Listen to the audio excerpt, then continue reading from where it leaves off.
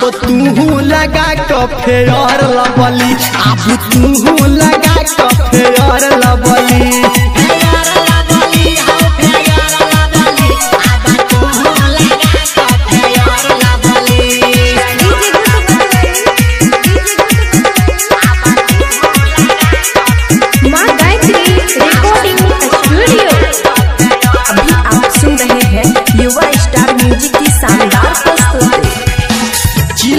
गाजा के छोड़ा तू फूक हो, कर नहीं बाबा तू मन के दुख हो।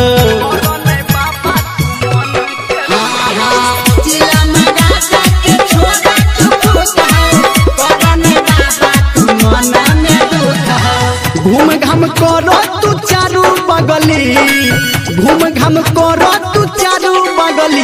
बाबा तू लगा के फेयर लवली, बाबा तू लगा के फेयर लवली।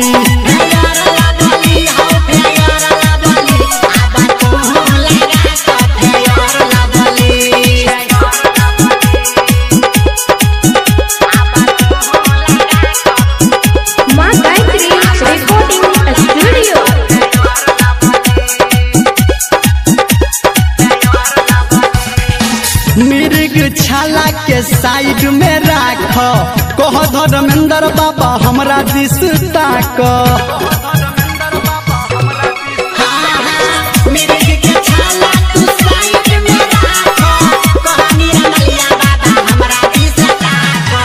कहे छो राइटर संटू बात असली, कहे छो संजय गौतम बात असली।